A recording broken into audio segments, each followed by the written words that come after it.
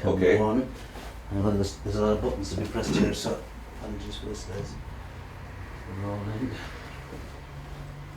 And Red light is on. so, the Yeah. red light is on and we are go. So in your own time, Joe, just ignore us and carry Okay, on. great. Good morning, Pat. Thanks very much for coming down to Hi, us Joe. this morning. And as you know, the purpose of this session is for you to tell your story in your own words, not in medical words. Going back to, I suppose, back in 06, wasn't it? Yeah, When you right. first became ill. So if you can cast your mind back to that day, and maybe if you start there and tell us what happened and bring us through it as best you can. When it started out as a very promising day, I was in Mustree Golf Club. There were two friends of mine, and we played 18 holes, and we had a meal, and I was driving, and on our way back, going through Blarney, I said to one of my colleagues, I don't think I've got control of this car. So I stopped the car, and very hard to park in Blarney, where it's so narrow.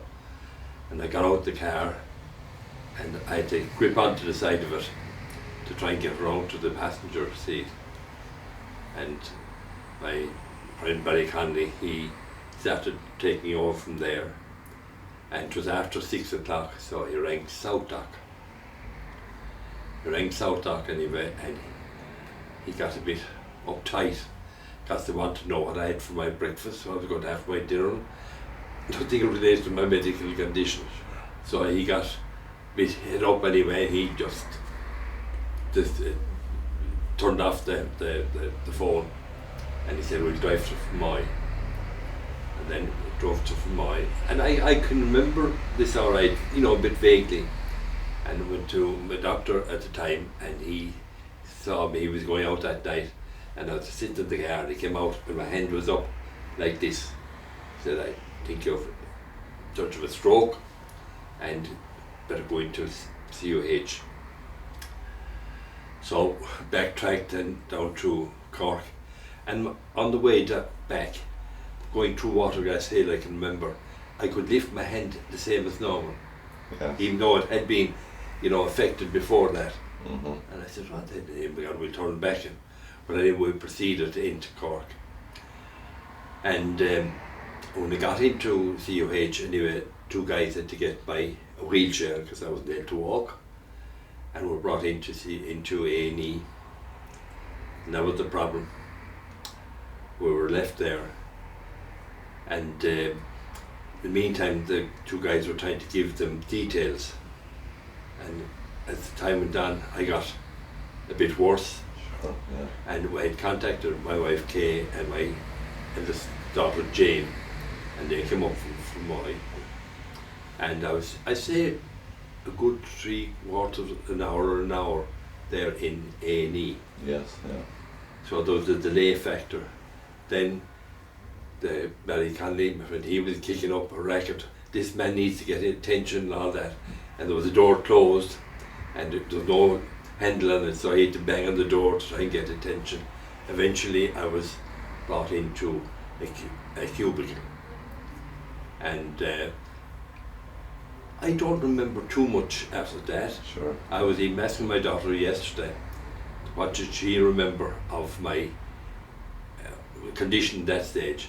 And they said they left about 1 o'clock, and at some stage later on they took me down to have some x-rays. That I don't remember really. Sure, yeah. And then I went back to the cubicle and I slept. Mm-hmm. And next morning then they got me a bed. So that's where the start was. Sure. And about the following day, I think, Dr.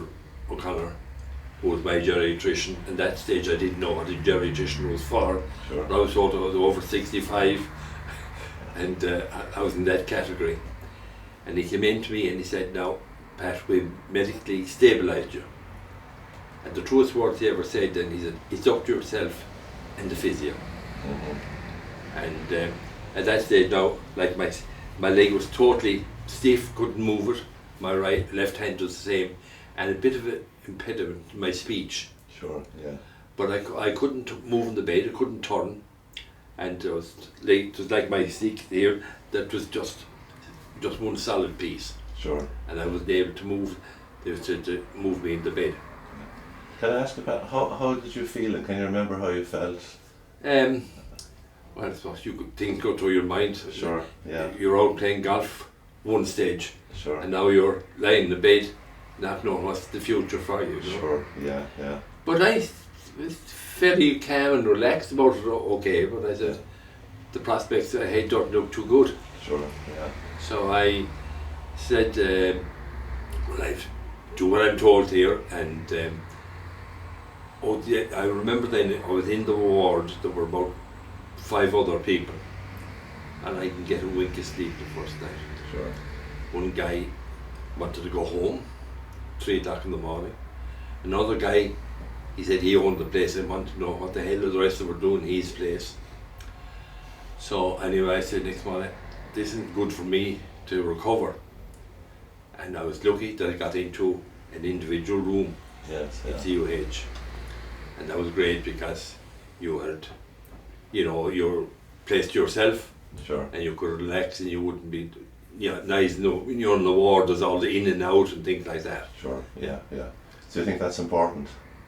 I would. Yeah. I would. Yeah. I think it is important that you said that you can at least get you relaxed, Sure. whereas the other, if there are people coming in and out and all that, you're not getting the rest and attention that you need. Sure. Okay. I said that was a big factor in making my ultimate recovery Okay. that I have. How long were you in CUH for then? Can you remember? I spent 6 weeks there, Yes. Yeah. and the physio, I used to have it in the morning, just before lunch, just over the window. I had no control over, but they were trying to get me to move back and forth to get some movement in my legs. Yes. And then after lunch, I'd go out there to the downstairs to the gym, and I'd have over an hour physio. And I had a marvellous physio. Yes. Yeah. She was great. Yeah. And I can remember, over time I was there for 6 weeks, but there were about 6 or 7 physios there. Mhm. And the after lunch people would have to go down there. Next thing you would hear, Mr. Murphy won't come down today, he's not feeling okay now to it. Mr. McCarthy, yeah, he won't be there either. And you could see in the physios their frustration. Yes. They were there to help. Yes. But I was there every day, Yeah. and Sinead was my physio, and she'd say, no, Pat, you're after doing a good bit of work. At that stage, I had very little movement, maybe on the bench. And she said, you want to take a rest? No, I said, we'll do a bit more, we'll keep Yeah. going. Yeah. And that attitude, I say, was important Yeah. in recovery. You have to be very positive. And I've always said this to the students when I talk to them, Yeah. that was very important to try and get the person in the right mood to undertake this ordeal ahead. Yeah. Okay. So you didn't skip any of the sessions, so. No, I didn't. Yeah. Yeah. Yeah. Good for you. Yeah. Yeah. And it involved a whole lot of things like trying to get movement and walking, and from the wheelchair to slide onto the bench and that. And ultimately, what we're trying to do is trying to say, how would you get out from a wheelchair into a chair? This was now maybe well into the 3rd or 4th week, Sure. and they got me to transfer anyway onto the bench and that. And then a stage came then, the physio said to, well, Kay, bring your car up to the back of the CUH and try and see how you getting in and out of the car.